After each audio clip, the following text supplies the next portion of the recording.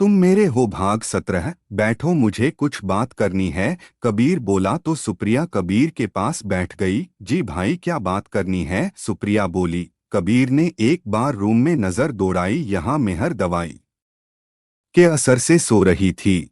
तुमने बताया कि मेहर को लगा था कि रात में रूम में कोई है। ये किस दिन की बात है? कबीर मेहर से नजर हटाकर सुप्रिया को देखकर बोला। तो सुप्रिया कुछ सोचकर आपके जाने के कुछ 3-4 दिन बाद बोला था। सुप्रिया बोली, ठीक है, अब तुम जाओ। कबीर सुप्रिया के सिर पर हाथ रखकर बोला। सुप्रिया चली गई। अब तुम दोनों का काम बाकी है। वैसे तो मैं श्योर हूं, पर एक बार चेक करा लो। कबीर बोला।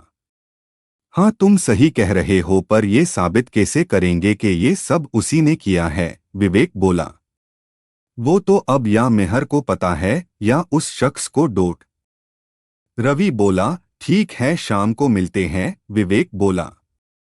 और दोनों चले गए। वही कबीर वापस से फोन में लग गया। मेहर उठी तो शाम हो चुकी थी। रूम में अकेली थी तो एकदम से बैठ गई।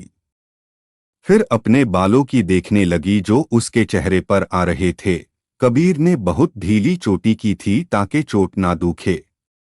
मेहर धीरे से उठी और बाथरूम की तरफ चली गई। रात का समय मेहर ने आज पूरा दिन रूम में ही गुजारा था। उसके खाने से लेकर दवाई तक सब कुछ कबीर के हाथ में था। पर इस समय वो कहीं चला गया, कहाँ गया ये किसी को नहीं पता। तो वो बालकनी में खड़ी आसमान की तरफ देख रही थी और उस हवेली के गार्डन को देख रही थी जो सफेद रोशनी में और भी खूबसूरत लग रहा था। मेरी बहन की शादी जिससे होने जा रही है ना, उसका घर तो किसी मेहर से कम नहीं है। मेहर की भाभी अपनी पड़ोसन से बात कर रही थी। हाँ, क्यों नहीं, अब तुम अपनी नंद के लिए भी वैसा ही घर बाहर ढूंढना। पड़ोसन बोली। पर तुम्हारी बहन का होने वाला पति तो मेहर को ही देखने आया था। उनको मेहर पसंद भी थी। फिर क्या हुआ? दूसरी पड़ोसन बोली। देखो जी, आप सही कह रही है, और हमने भी कोई बात नहीं की। आखिर हमें तो सुख ही था कि ये अपने घर चली जाती। पर क्या करे, उस लड़के ने मेहर को बाजार में किसी के साथ देख लिया था, और जब इस बारे उससे बात की तो मेहर ने मना कर दिया कि वो किसी को नहीं जानती। और फिर हम भी कब तक इसके पीछे पीछे रहेंगे? जब तक घर में है तब तक ही तो हमारी जिम्मेदारी है। बाहर क्या करती है हमें क्या पता। और यही बात हमने लड़के वालों को कही थी तो उन्होंने ये रिश्ता तोड़ दिया। मेहर की भाभी बोली। तो वही दोनों पड़ोसन एक दूसरे को देखने लगी। मेहर उस समय घर आई थी तो उसने भी ये बात दीवार से लगे हुए ही सुनी थी, जिससे उसे बहुत दुख भी लगा था। भाभी कितनी बार कहा था कि उस दिन हमारा पेपर था और वो लड़का बस उसी के बारे में पूछ रहा था और हम बाजार में नहीं कॉलेज के सामने ही खड़े थे। मेहर ने अंदर आकर कहा तो उल्टा भाभी ने ही 2-4 बातें सुना दी और सबके सामने सच्ची हो गई। मेहर का रिश्ता टूटने के बाद और उसको किसी लड़के के साथ देखे जाने वाली बात से आस पड़ोस के लोग तो उसे पहले ही अजीब नजरों से देखने लगे थे, और जो पहले उससे हंसकर बात कर लेते अब वो उसे देखकर ही पलट जाते। मेहर ने भी इस सब के बारे में सोचना बंद कर दिया था। अब तो माँ भी कभी कभी गुस्सा कर देती थी, पर मेहर पर किसी का कोई असर नहीं होता था। मेहर अपने ख्यालों से तब बाहर आई जब मेहर को लगा कि उसके पैरों के पास कोई है। मेहर ने जल्दी से नीचे देखा तो वो बिली थी। मेहर के चेहरे पर स्माइल आ गई। तुम हो? मेहर बोली और उसके पास बैठ गई। माफ करना, आज तो दूध नहीं है। मेहर बोली और बिली एक तरफ को चल दी। मेहर बस उसे देखती ही रह गई। मिस्टर चौहान, अब आपकी वाइफ पहले से बेहतर है। हमने ड्रेसिंग कर दी है, पर सिर की चोट अभी गहरी है तो ध्यान रखने की जरूरत है। और हाथों पर जोर ना दें, कुछ दिन में ठीक हो जाएंगे। डॉक्टर मेहर और कबीर से बोले। दूसरे दिन कबीर मेहर को डॉक्टर के पास लेकर गया था। तब डॉक्टर ने ये बात की थी। अब हमें किस दिन आना है? कबीर बोला। वो जरूरत तो नहीं है, पर अगर आपको कोई भी परेशानी हो तो आ जाए। डॉक्टर मुस्कुराहट से बोला। तो दोनों वहां से बाहर आ गए। दोनों के बीच कोई बात नहीं हुई। कबीर गाड़ी चला रहा था तो मेहर बाहर की तरफ देख रही थी। दर्द हो रहा कबीर एकदम से बोला तो मेहर उसे देखने लगी और साथ ही ना में सिर हिला दिया और वापस से बाहर की तरफ देखने लगी और किसी पर नजर जाते ही मेरा एकदम से पीछे की तरफ होकर बैठ गई, जैसे कोई उसे देख ना ले। वही कबीर ने मेहर के ऐसा करते ही मिरर से पीछे देखा, उसे बस एक कार ही दिखी थी। तो कबीर ने भी इस बात को नजरअंदाज कर दिया। क्या कहा डॉक्टर ने? दादी मेहर को अपने पास बैठाते हुए बोली। सब ठीक है, मेहर बोली। तो वही कबीर ने एक नौकर को आवाज लगाकर उसे कुछ फल दिए और धोकर लाने का बोल दिया। सुप्रिया भी वही थी। नौकर फल लेकर आ गया और सामने टेबल पर रख दिए। खुद कबीर रवि से बात करने के लिए बाहर चला गया, क्योंकि रवि कबीर की गैरमौजूदगी में उसका सारा बिजनेस देखता था। कुछ देर की बात के बाद वो अंदर आ गया। कबीर का रुख अब रसोई की तरफ था और वो कुछ देर के बाद वापस सबके पास आकर बैठ गया और पीछे पीछे नौकर एक ट्रे में शेक लेकर आ रहा था। क्या बात है, घर में बहुत शांति है। तुम्हारी मम्मी कहाँ है? कबीर शेक पीते हुए सुप्रिया से बोला। मम्मी और भाई मामा जी के यहाँ गए हैं, सुप्रिया बोली। तो कबीर के चेहरे पर एक स्माइल आई। तुम भी पियो, कबीर मेहर से बोला। तो मेहर ने एक बार शेक को देखा, फिर कबीर को जो उसे ही देख रहे था। क्या हुआ? कबीर बोला। कुछ नहीं, मेहर बोली और गिलास उठाने के लिए हाथ बढ़ा दिया। बिल्कुल भी मत पीना, उसे से एलर्जी है तुम्हें। पीछे से आवाज आई। सब उस तरफ देखने लगे। ये मीनू थी जो मेहर के पीछे ही खड़ी थी। मेहर के चेहरे पर खुशी साफ साफ देखी जा रही थी। वो जल्दी से उठी और मीनू के गले से लग गई। ये क्या हालत बना रखी है तूने? मीनू मेहर को देखकर बोली। वो मैं सीढ़ियों से गिर गई थी। मेहर मीनू के गले लगी हुई ही बोली। तो सब लोग उसे देखने लगे। वही मीनू की आंखों से आंसू बह निकले। चुप कर, मुझे सब पता है। विवेक जी ने सब बता दिया है। मीनू मेहर का चेहरा अपने हाथों में लेते हुए बोली। तो मीनू के पीछे खड़े विवेक पर सबका ध्यान चला गया। पहले बैठना, बाद में सुना लेना मुझे। मेहर मीनू को अपने पास बैठाते हुए बोली। विवेक भी आकर वही सबके पास बैठ गया। मीनू ने सबसे पहले मेहर के आगे पड़ा गिलास उठाया और उसे पी गई। रुको, अभी और मंगाती हूँ, दादी बोली। नहीं दादी जी, मुझे कुछ नहीं चाहिए। ये तो बस इसलिए पिया था कि मेहर को स्ट्रॉबेरी से एलर्जी है और ये मैडम किसी को कुछ नहीं बोलेगी और चुपचाप इसे पी जाएगी। मीनू बोली। तो सब मेहर को देखने लगे। ये क्या बात है मेहर, बताना चाहिए ना हमें, दादी बोली। तो मेहर कुछ नहीं बोली। और जीजू, आपको इतनी सी बात नहीं पता मेहर के बारे में? मीनू अब कबीर को देखकर बोली। तो कबीर चुप सा रह गया। हाँ, तुमको नहीं पता क्या? और खुद ये शेक लेकर आया। दादी कबीर को देखकर गुस्से से बोली। तो कबीर बस लाजवाब सा रह गया। उसे तो खुद नहीं पता था कि मेहर को एलर्जी है। वही मीनू कबीर को मजा चखाने के लिए। और दादी, आपको पता है जीजू तो बातें बड़ी बड़ी करते हैं, पर काम की बात एक भी नहीं पता इनको। मीनू बोली। तो कबीर मेहर दोनों ही उसे देखने लगे। वही विवेक को हंसी आ गई। क्या लड़की है, मतलब तेरे साली है जो सबको डराता फिरता हो, और अब ये तुम्हें डराने का काम कर रही है? विवेक कबीर के कान में बोला। तो कबीर उसे देखकर, भाभी को बताओ कि तुम्हें मेरी साली में इंटरेस्ट है, कबीर बोला। तो विवेक उसे घूरते हुए, तू हर बात सीरियस क्यों हो जाता है? विवेक बोला और मीनू की बातें सुनने लगा। वही मीनू मिर्च मसाला लगाकर कबीर की बुराई कर रही थी और मेहर जब भी कुछ बोलने जाती तो उसका हाथ पकड़कर उसे चुप करा देती। और दादी और सुप्रिया दोनों कबीर को ही देख रही थी, मानो उसे अब कितना कुछ सुनाएगी। दादी, ये पागल है, ऐसे ही कुछ भी बोली जा रही है। मेहर बोली। जो अब कबीर को डोट देख कर ही बोली थी। तो मतलब भाई के बारे में अभी जो भी कहा वो सब झूठ था, सुप्रिया मीनू से बोली। तो मीनू ने मेहर को देखते हुए हाँ में सिर हिला दिया। लो, कहा मैं इमेजिन करने लगी थी और आप है कि बिल्कुल झूठ बोल रही थी। सुप्रिया बोली तो दादी हंसने लगी। सच में बहुत प्यारी हो तुम, मेहर सही बताती थी तुम्हारे बारे में कि किसी को भी हंसा दो तुम। दादी मीनू के सिर पर हाथ रखकर बोली वैसे कहना तो नहीं चाहिए, पर थैंक यू मेरी सहेली का ध्यान रखने के लिए। मीनू कबीर से बोली। जब रात को वो बाहर गार्डन में घूम रही थी तभी कबीर उसके पास आया। वही कबीर अपने दोनों हाथ जेब में रखे हुए सामने देख रहा था। एक बात बताओ, तुमने कहा था कि तुम मेहर को 3 साल से जानती हो। कबीर मीनू को देखकर बोला। तो मीनू उसे देखने लगी। हाँ मीनू बोली। उससे पहले वो कहाँ थी, मतबल वो कहीं और रहती थी क्या? कबीर बोला। तो मीनू उसे देखने लग गई। मीनू हल्का सा हंसी और फिर कबीर को देखकर, आपको मेहर का सच पता चलेगा, वो भी बहुत जल्द, पर उससे पहले आपको मेहर के बारे में कुछ चीजें जाननी होगी। वो लड़की जो खून देखकर डर जाती है, जो लाल रंग से डरती है, वो कितनी डिप्रेशन में होगा।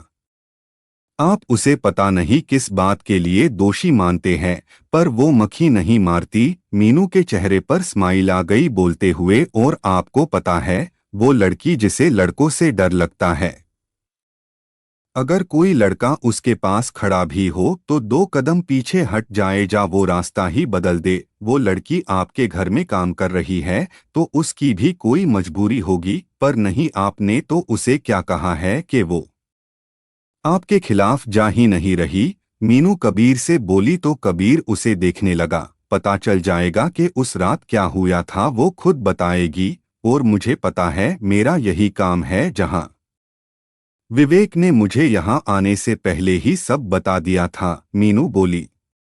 पता चल जाएगा कि उस रात क्या हुआ था, वो खुद बताएगी। और मुझे पता है, मेरा यही काम है। यहाँ विवेक ने मुझे यहाँ आने से पहले ही सब बता दिया था। मीनू बोली।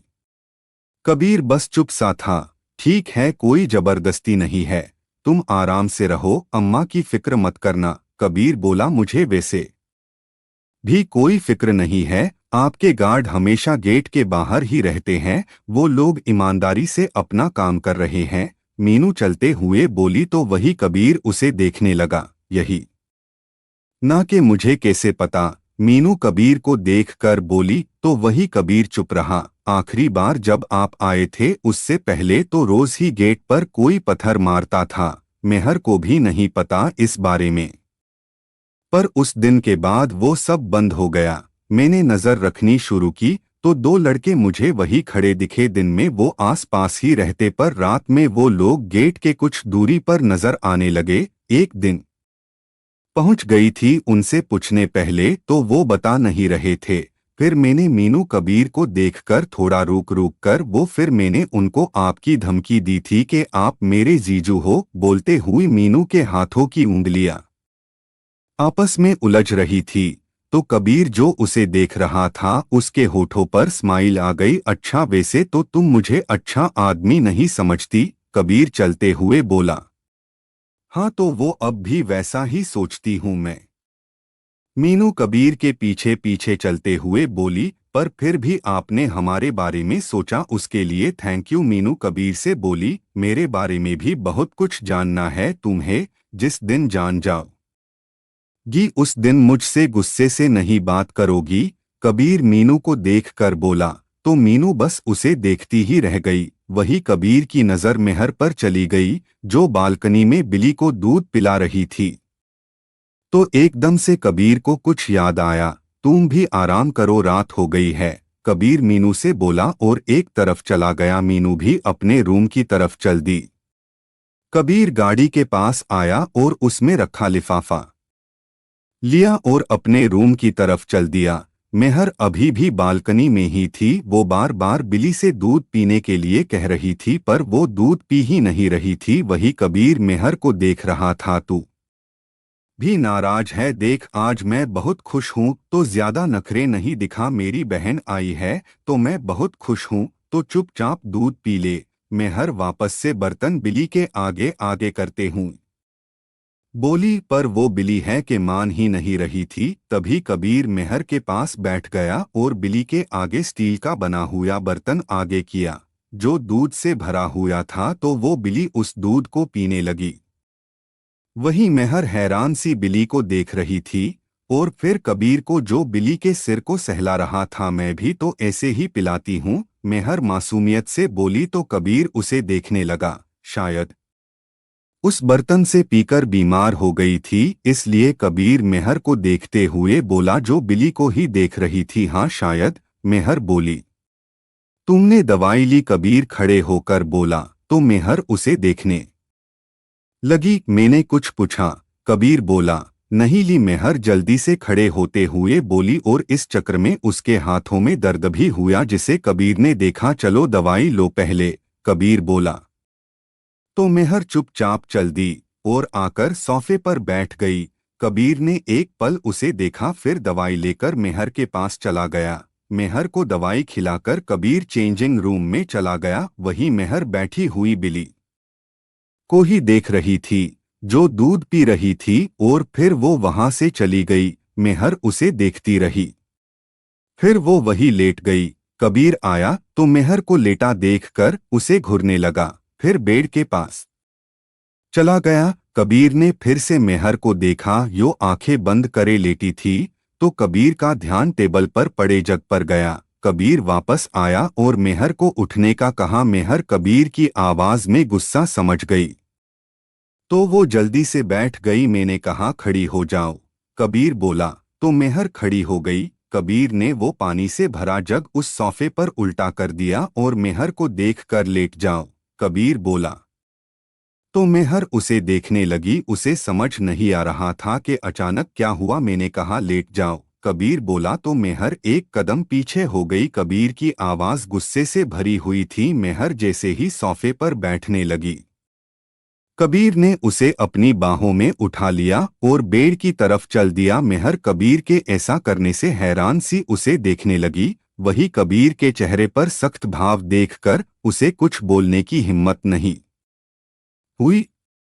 कबीर ने मेहर को बेड पर लेटा दिया और खुद अपनी तरफ जाकर लेट गया। मेहर अभी भी कबीर को ही देख रही थी। तो कबीर ने एकदम से मेहर को कमर से पकड़कर अपने पास खींच लिया। मेहर की हालत तो पहले ही खराब थी, पर कबीर के ऐसा करने से उसमें हिलने की भी ताकत नहीं थी। उसके दोनों हाथ अपने गले के पास किए हुए थे और एक टक ऊपर छत को देख रही थी। कबीर जो उसे ही देख रहा था, उसके चेहरे पर पसीने की बूंदें देख रहा था और उसके शरीर में कंपन को महसूस कर रहा था।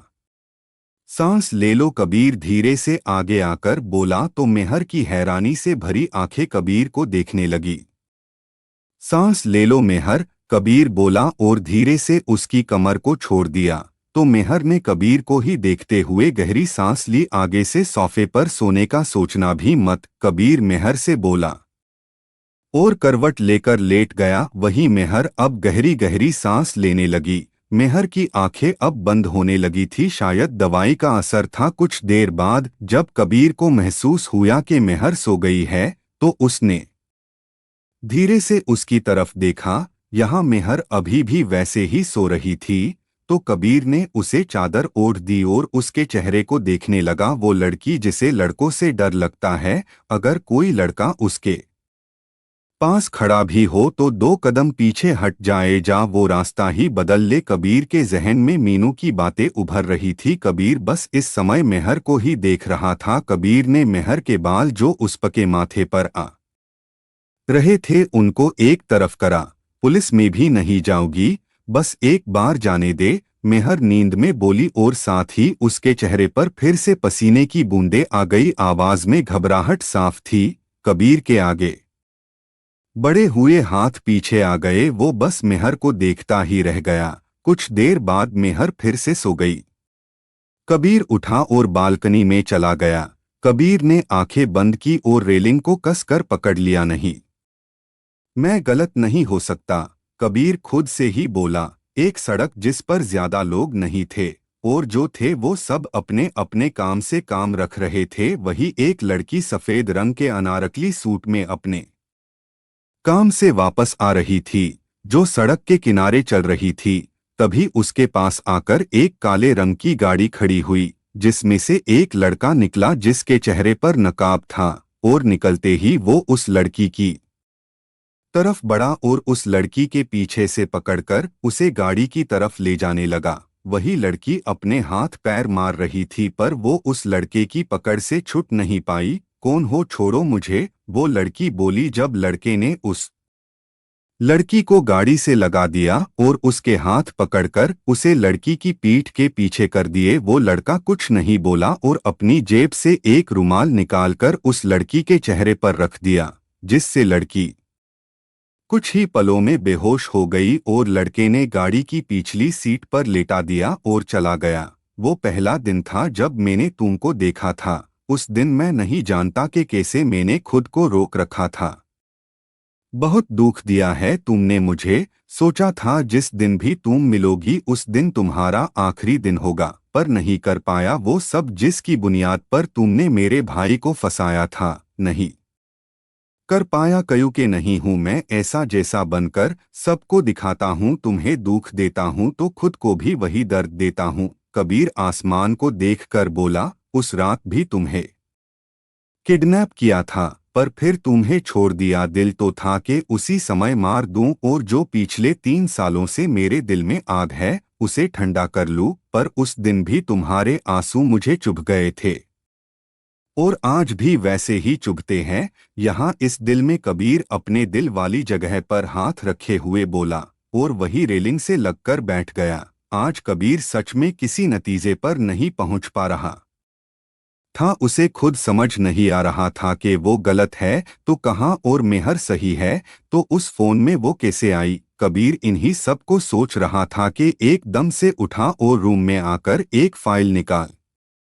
ये वही फाइल थी जो उसे पुलिस स्टेशन की ओर से मिली थी। कबीर ने हर एक लाइन को बार बार पढ़ा जिसे वो पिछले 3 सालों से पढ़ता आया था, पर आज भी उसमें कबीर को कुछ भी नहीं मिला, बस वही सब था। कबीर की आंख खुली तो मेहर को देखकर उसके चेहरे पर स्माइल आ गई। ठीक उसी समय मेहर भी हिली तो कबीर ने अपनी आंखें बंद कर ली। मेहर ने आंखें खोली तो कबीर को अपने पास देखकर पहले तो हैरान रह गई, फिर उठने को हुई तो कबीर का हाथ अपने पर महसूस कर मेहर ने धीरे से हाथ हटाया और बेड से उठकर चली गई। मेहर के जाते ही कबीर ने भी अपनी आंखें खेल ली और उसे एक बार देखा, फिर अपने फोन को जिस पर रवि का मैसेज आया था और उसी के साथ ही कबीर के चेहरे पर स्माइल आ गई। बस अब एक बार ये साबित हो जाए तो तुम्हें तो कोई नहीं बचा सकता।